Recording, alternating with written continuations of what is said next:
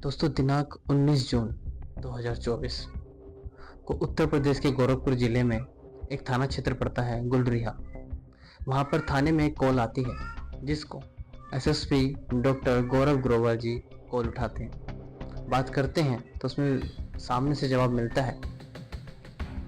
दोस्तों एक तालाब में एक लड़के की बॉडी मिलती है, जिस बॉडी के बाद वहाँ के जो लोग रहते हैं वे तुरंत थाने में कॉल करते हैं। पुलिस वाले वहाँ पहुँचते हैं और पहुँचने के बाद उस बॉडी को निकाल करके जैसे ही पोस्टमार्टम के लिए भेजते हैं, पोस्टमार्टम के भेजने के बाद पता चलता है कि उसकी हालत जो है इतनी ज़्यादा खराब हो चुकी है, उसको पहचानना काफ़ी ज़्यादा मुश्किल है।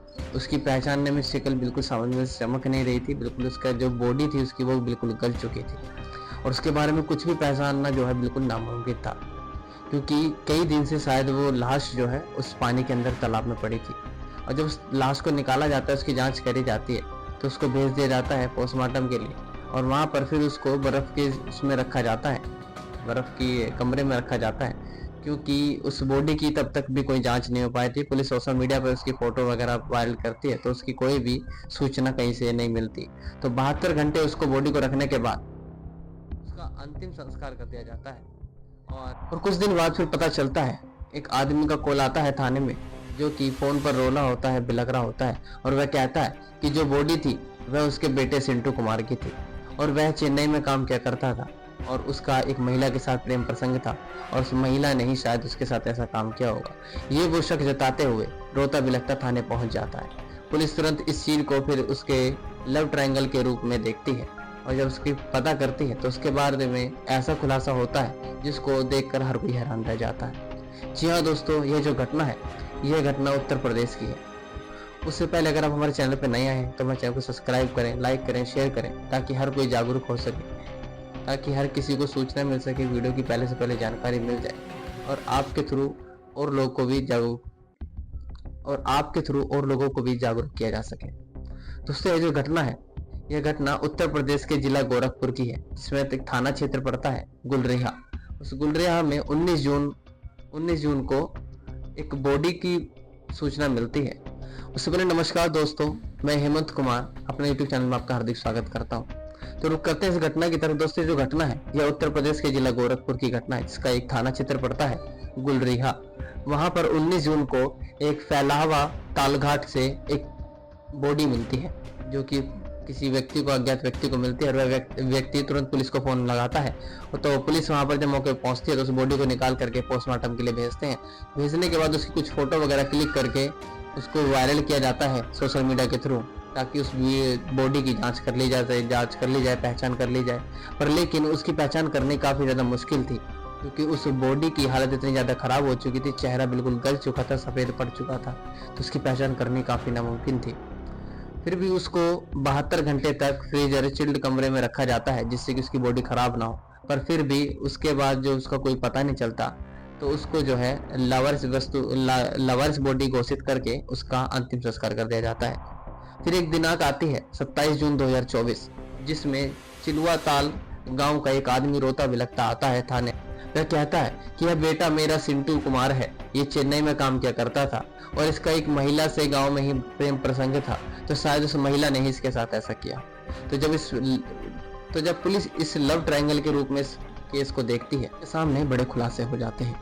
खुलासा यह होता है, जब पुलिस उसकी जांच करती है तो जांच करने के बाद उस महिला के पास जाया जाता है, तो महिला जो निकलती है उस महिला का नाम रहता है प्रियंका निषाद। प्रियंका निषाद से जब इस चीज की जानकारी ली जाती है तो वह चीज के बारे में पहले तो कुछ नहीं बताती, पर लेकिन जब उससे सख्ती से पूछताछ की जाती है तो वह टूट जाती है और वह खोलती है फिर ऐसे लोगों के नाम जिनको सुनकर आप भी हैरान रह जाएंगे।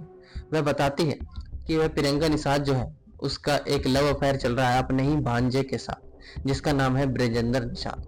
वह उससे प्यार करती है, उसका उसके साथ प्रेम प्रसंग चल रहा है और वह जो है उससे काफी समय से बात कर रही है, लेकिन उससे पहले उसकी बात जो थी सिंटू कुमार से चल रही थी। तो सिंटू कुमार से वह पहले प्यार करती थी, उसके बाद उनके बीच में कुछ चीजें अच्छी ना होने के कारण उनका ब्रेकअप हो जाता है, उनके आपस में जो दोस्ती है वो टूट जाती है और उसके बाद जो सिंटू कुमार रहता है वह उसके बिना रह नहीं पाता। तो वह 14 जून को अपने घर से निकल जाता है चेन्नई के लिए काम करने के लिए, और पर फोन पर बराबर बात करता रहता है। बात ज्यादा कुछ नहीं होती, बस उसको खाली धमकी देता रहता है और ब्लैकमेल करता रहता है। उसको बताता है कि तुम्हारे मेरे पास कुछ बिना कपड़ों की फोटो है, आपत्तिजनक हालत में वीडियो है, तो मैं उनको वायरल कर दूंगा अगर तुम मुझसे बात नहीं करोगे तो यह वो उसको करके ब्लैकमेल करता है। और ब्लैकमेल करने के बाद वह जो प्रियंका निषाद रहती है वह इस चीज़ से काफ़ी ज़्यादा परेशान आ जाती है। परेशान आने के बाद वह इस चीज़ को ब्रिजेंद्र निषाद को बताती है, यानी कि अपने भांजे ब्रिजेंद्र निषाद को बताती है। जब वह इस चीज़ को देखता है तो देखने के बाद फिर सोचते हैं कि इसका कुछ हल निकाला जाए, और हल जब निकलता है तो वह सोचते हैं कि इसको रास्ते से ही हटा दिया जाए। तो वह जो प्रियंका निषाद रहती है वह एक प्लान बनाती है कि उसको क्यों ना चेन्नई से पहले यहाँ गोरखपुर बुलाया जाए, फिर उसके बारे में कुछ किया जाए। तो उसको वह प्यार के झांसे में बुला लेती है, प्यार से कि ठीक है मैं मान जाती हूँ, और उसको जो है चेन्नई से गोरखपुर बुला लिया जाता है। गोरखपुर बुलाने के बाद वह उसको बुलाने के बाद जैसे ही वो कमरे में आता है तो पहले उससे बातें की जाती हैं।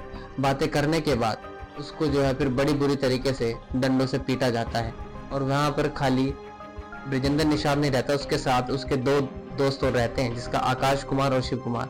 वह 3 लड़कों के साथ मिलकर उनको डंडे से पीटता है, और पीटने के बाद घर में ही बांधकर लठिया से मार मार के उसकी हत्या कर देते हैं। हत्या करने के बाद वह बड़ी ही चालाकी से उसकी बॉडी को एक फैलावा ताल घाट पर जाकर फेंकाते हैं। वहाँ पड़े पड़े उसको काफी समय हो जाता है। 2-3 दिन पड़े रहने के बाद जब उसका जब निकाला जाता है बाहर तो उसकी बॉडी काफी गल जाती है। तो इसी के चलते फिर जब पूछा जाता है कि तुमने ऐसा क्यों किया था, तो वह बताती है कि वह मुझे ब्लैकमेल करता था, और मेरा जो है प्रेम ब्रिजेंद्र निषाद के साथ था, क्योंकि वह पहले चिंटू कुमार से प्यार करती थी और बाद में ब्रिजेंद्र निषाद से प्यार करने लगी थी, जो कि रिश्ते में उसका भांजा ही लगता था। और उसकी बॉडी को वह सोचते थे कि उसकी बॉडी को ताल में फेंकने के बाद उसकी पहचान कुछ नहीं होगी, और वह अपनी जिंदगी में आराम से खुश रहने लगे थे और एक दूसरे से प्रेम करने लगे थे। उनके बीच में काफी शारीरिक संबंध वगैरह भी बनते थे। तो इसके चलते वह जो है उसको काफी ज्यादा ब्लैकमेल कर रहा था, और उसके पास उसकी संबंध बनाते हुए की वीडियो भी थी, वायरल कर देने की उसको धमकी देता था। और इस चीज से परेशान होकर के प्रियंका निषाद ने उस चिंटू कुमार की जान ले ली। इस चीज को जब पुलिस देखती है तो पुलिस उस पर कड़ी धाराओं के साथ उन चारों पे केस दर्ज कर लेती है। करने के बाद उनको जेल भेज दिया जाता है। लेकिन दोस्तों, इस घटना को सुनाने का उद्देश्य किसी को हैरान परेशान करना या किसी की भावनाओं को ठेस पहुंचाना नहीं।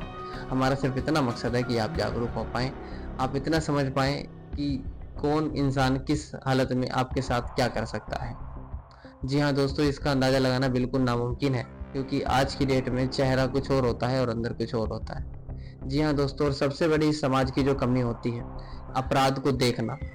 और आपको बता दिया जाए कि अपराध करने वाले से ज्यादा गुना अपराध देखने वाले को लगता है, क्योंकि जो अपराध करता है उसको करते हुए जो देखते हैं, वो जब शांत रहते हैं तो उसका उनको गुना उससे ज्यादा मिलता है।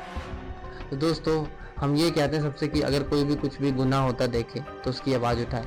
कोई आपको कोई फांसी नहीं दे देगा, कोई आपके ऊपर केस नहीं चल जाएगा। ये शांत रहना और छुपाना बातों को, यही सबसे बड़ा गुनाह होता है। क्योंकि अगर आप अपने सामने किसी के अपराध होते देख रहे हो और फिर उसको बिल्कुल नज़रअंदाज कर रहे हो, जब उसके ऊपर जांच बैठ रही है तो आप कहते हो कि ऐसा कुछ भी नहीं हुआ है, तो दोस्तों वहाँ सबसे बड़ी कमी आपकी। क्योंकि जरूरी नहीं है कि जिसके साथ जो हो रहा है वो आपके साथ नहीं हो सकता। कभी ना कभी आपके साथ हो सकता है, कभी ना कभी आपके जानने वाले किसी के साथ हो सकता है, आपके किसी रिलेटिव के साथ हो सकता है। और जब कोई और जवाब नहीं देगा तब लगता है कि शायद ये दुनिया ही ऐसी है। और सबसे ज्यादा अपराध जो बढ़ रहे हैं वो इसी वजह से बढ़ रहे हैं कि लोग अपराध देखकर शांत बैठ जाते हैं कि कहीं उन्हें ना जेल में भेज दिया जाए। लेकिन ऐसा कहीं विधि विधान नहीं है कि गवाही देने वाला जेल चला जाएगा। तो दोस्तों, हम सबसे ये बोलते हैं कि आप अपनी आवाज उठाइए। तो उससे चलते हैं, फिर विदाई लेते हैं, फिर मिलेंगे किसी अगले सच्ची घटना के साथ। तब तक के लिए अपना ध्यान रखें, सुरक्षित रहें। नमस्कार।